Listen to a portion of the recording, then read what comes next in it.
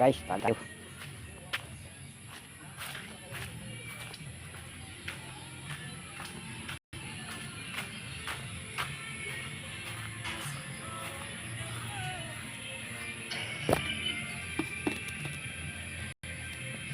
Andar ka lang dyan.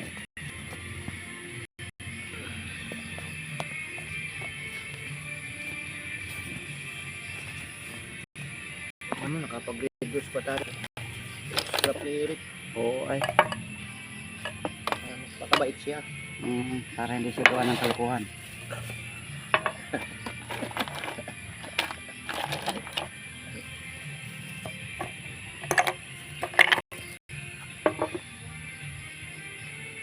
Bili-bili siya ng sobra. Sa kanya pa rin ang sobra. Oo. Sa tao naman mo, kahit sa paano, scrap na nga lang. Bubog pag nakakaw sa kanya. Hindi naman nakaw yan. Oo. Yung sininop lang. Sininop lang. Hindi mabulok.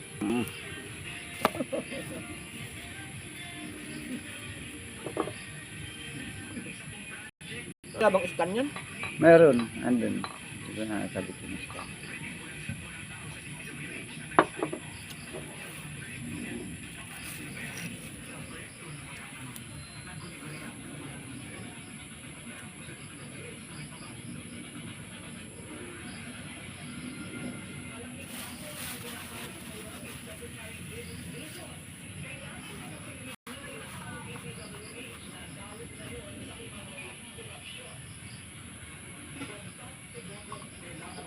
Puro korupsyon. Yari ka, Jason.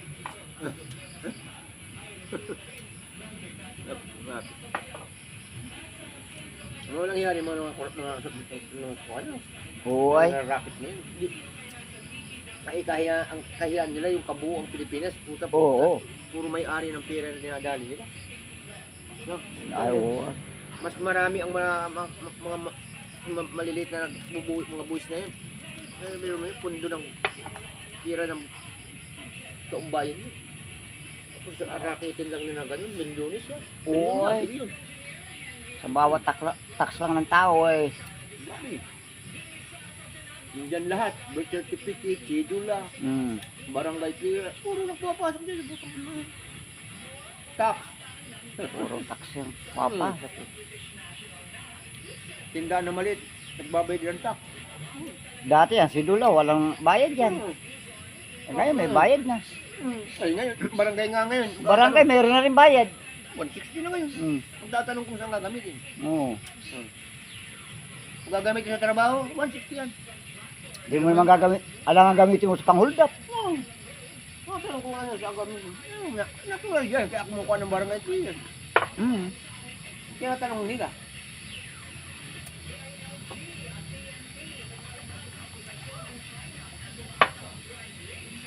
Kumuha ako nung pagkatapos ko dito.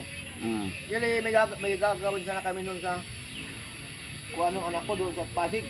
May malaking tarang billboard. Pati yung manugang ko. Pinauna ko muna kumuha. Mahal na pala ika pa ang ano eh. Barangay yan, bakit magkano? 160 na. Tinatanong pa ika kung magkano. Kaya kung saan gagamitin. Tinatanong ka talaga kung saan gagamitin. Huli kong kuha ay 50 eh. Hindi tagal na. Nung huli akong kumuha ng barangay clearance. Yung ba ako? Tatang pwede ka akong tanongin kung mapansin na ikaw bagito pa kung ay mga 18 anos pa. Oo. At makagamitin mo sa mas hindi mo na magagamitin pang hold up eh. Ang matanda lang, tatanungin mo kung saan gagamitin. Kaya nga kumuha ng barangay para malinis ang ano. Oo. Ano, kung magka-travel ka, hindi, kakailanganin mo. Tatanungin mo.